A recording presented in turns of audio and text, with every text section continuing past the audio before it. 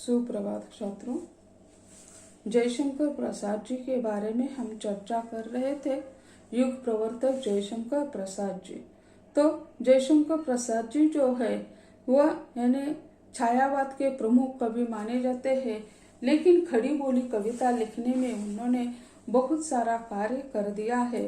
तो उनके साहित्य के बारे में हमने चर्चा की है कि यानी किस तरह वे उपन्यासकार, कवि, नाटककार, कहानीकार के रूप में कैसे उन्होंने कार्य कर दिया है। जो कवि प्रसाद जी जो है इसके बारे में हम चर्चा कर रहे हैं। जयशंकर प्रसाद छायावाद के महत्वपूर्ण कवि हैं। उनकी प्रतिभा इतनी जबरदस्त थी कि परवर्ती छायावादी कवियों में उनकी प्रौढ़ता नहीं मिलती है जितनी प्रसाद की कविता में मिलती है। प्रसाद के काव्य में प्रेम, विलास तथा सौंदर्य का सुंदर वर्णन हुआ है। उनकी कविता में प्रेम की पीड़ा अधिक दिखाई देती है, जो लौकिकता से अलौकिकता की ओर रहने संकेत करती है। प्रसाद के काव्य में जो प्रकृति प्रेम है वह उदात्त कल्पना को दिखाता है। विश्व सुंदरी प्रकृति में चेतना का आरोप प्रसाद के काव्य की एक विशेषता है। प्रसाद प्रकृति के वैभव और ऐश्वर्य के चित्रण से हमारी आंखों को चकाचौंध कर देते हैं। प्रसाद जी को भारत की प्राचीन संस्कृति से बड़ा प्रेम है, यानी जो हमारी जो संस्कृति है उससे उन्हें बहुत प्रेम है। उन्होंने अपनी कविताओं में जगह जगह पर सांस्कृतिक प्रेम की बात कही है। कवि का ध्यान बार बार सौंदर्य की तरफ जाता है। उन्होंने मुख्य दो प्रकार के सौंदर्य का वर्णन किया है, और वह दो सौंदर्य कौन से प्रकार के हैं? मानवीय सौंदर्य और भाव सौंदर्य। कामायनी में मानवीय सौंदर्य का वर्णन करते हुए लिखते हैं, कामायनी उनका महाकाव्य है जो यानी प्रकृति जो है, प्रकृति किस तरह निर्माण हुई या कैसे हमारे यहाँ यानी अध्यात्म की सीढ़ी तैयार हुई है, इसके बारे में चर्चा की है। कामायनी में उन्होंने मानवीय सौंदर्य को यानी प्रचुर मात्रा में लिखा है। वे कहते हैं, कोमल किसलय के अंचल में नन्ही कलिका जो छिपती सी, गोधूली के धूमिल पट में दीप के स्वर में दीप्ति थी। शशि मुख पर घूंघट ढाले अंचल में दीप छिपाए, जीवन की गोधूली में कौतूहल से तुम आए। तो यानी ऐसे प्रकृति जो है, प्रकृति के कुशल चितेरी हुई या प्रकृति का उन्होंने इन्हें सुंदर रूप से चित्रण किया है। तो ऐसे यानी कवि के रूप में जो है उनका आंसू हो, झरना हो, लहर हो, कामायनी हो, यह जो काव्य संग्रह है उनके, तो उसमें उन्होंने प्रकृति का ने खुलकर प्रयोग किया है, चित्रण कर दिया है। तो यानी कामायनी तो उनका महाकाव्य है, इसमें तो प्रकृति का सुंदर वर्णन कर दिया है। तो कवि के रूप में ऐसे है जयशंकर प्रसाद जी। तो नाटककार के रूप में हम देखते हैं तो प्रसाद जी यानी ऐतिहासिक नाटककार है, सामाजिक नाटककार है, और ऐसे अलग अलग प्रकार के नाटक यानी उन्होंने लिखे हैं। प्रसाद जी ने ऐतिहासिक नाटकों का सृजन कर भारतवर्ष के अतीत का गौरवगान कर दिया है। यानी जैसे हम देखते हैं स्कंदगुप्त, चंद्रगुप्त, जन्मेंजय का नाग यज्ञ, राजश्री, विशाखा, अजात शत्रु, ध्रुव स्वामिनी, यह नाटक जो है वह ऐतिहासिक नाटक है। तो यानी हमारी जो यानी ऐतिहासिक नाटक जो है, तो ऐतिहासिक नाटक अपने देश के अतीत यानी पहले जो घटित हुआ है वह आज वर्तमान युग के लोगों को, जनता को पता चलना चाहिए। इसीलिए उन्होंने यानी उसे नाटकों का प्रयोग करके, नाटकों का मंचन करके उन्होंने लोगों को यह ज्ञान बांटने का काम कर दिया है। तो भारतवर्ष के अतीत का गौरवगान उन्होंने ऐतिहासिक नाटकों के द्वारा किया है। इन नाटकों का लेखन करते समय प्रसाद के सामने यह उद्देश्य था कि तत्कालीन युवक राष्ट्र सेवा हेतु प्रेरित हो जाए। उनका जो उद्देश्य था वो क्या था कि यानी युवक यानी पारतंत्र का समय था, इसी कारण अगर पारतंत्र से हमें मुक्ति मिलानी है तो ऐतिहासिक चीजों का वर्णन करना चाहिए, ऐतिहासिक बातों की ओर यानी युवकों को आकर्षित करना था। इसीलिए उन्होंने ऐतिहासिक नाटक लिखे और युवकों को प्रेरित करने का कार्य कर दिया है।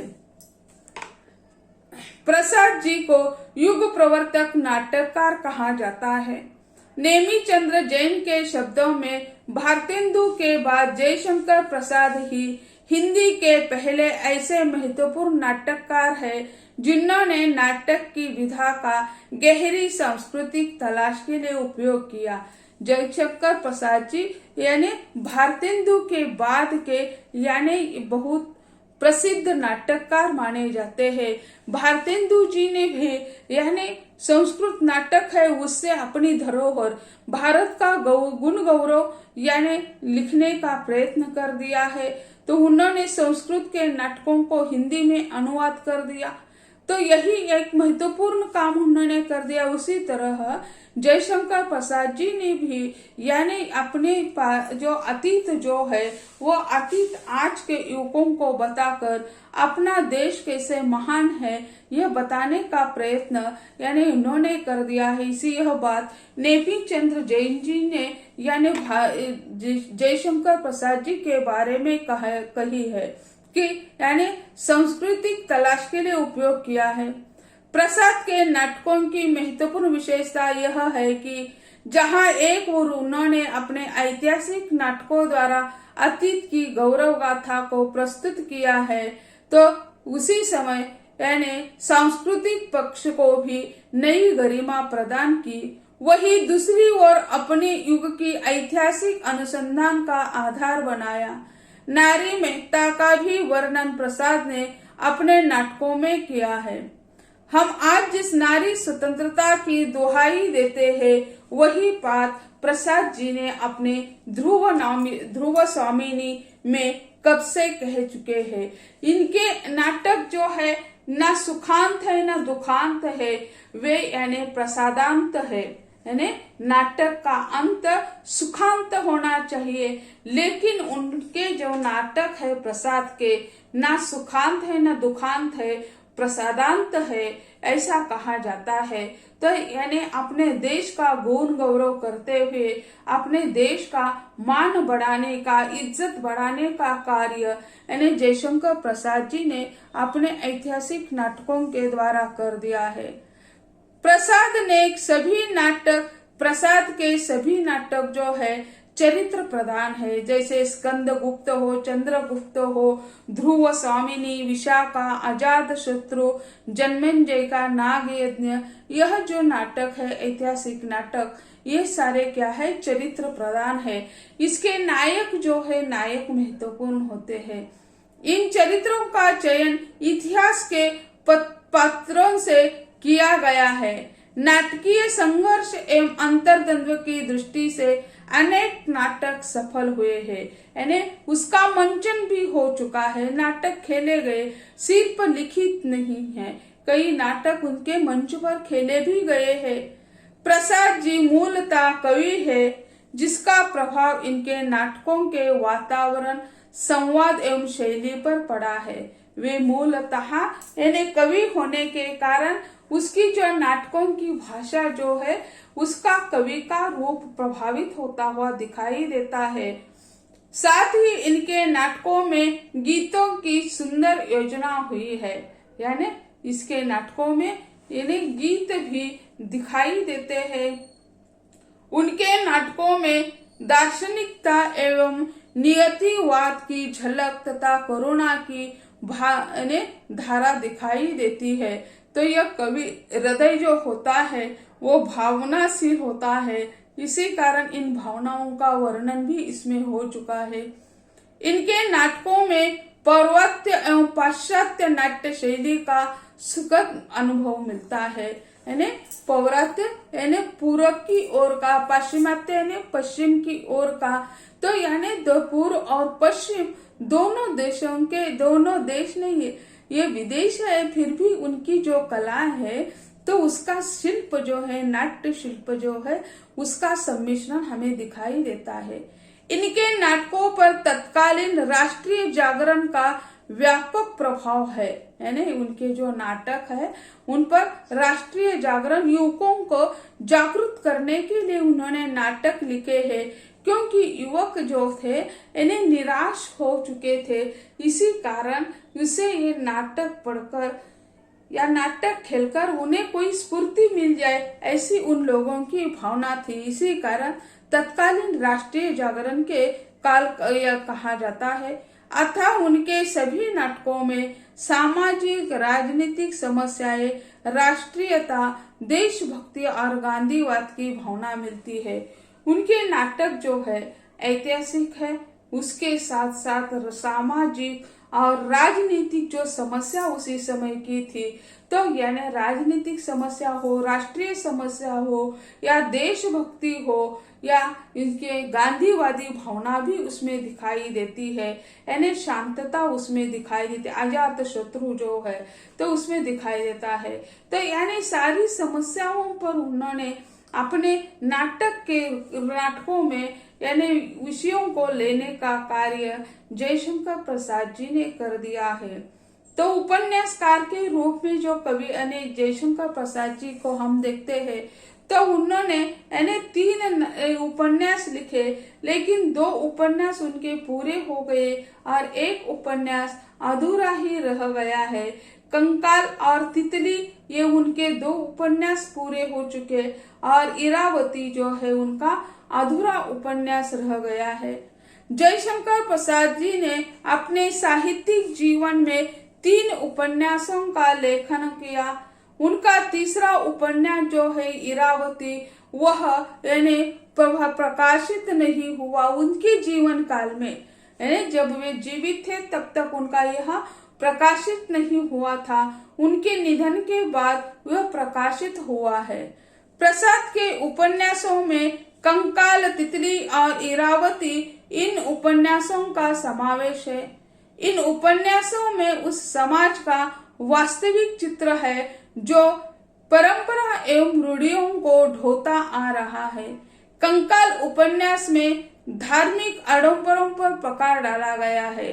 कंकाल उपन्यास जो है उस पर धार्मिक जो आडंबर है उस पर पकड़ डाला गया है। तितली उपन्यास में जमींदार के कारिंदों के अत्याचार का यानी अंकन किया है। इरावती का कथानक पहले 2 उपन्यासों के अलग है। यह ऐतिहासिक पृष्ठभूमि पर जैसे हम देखते हैं शुंग कवि या जैसे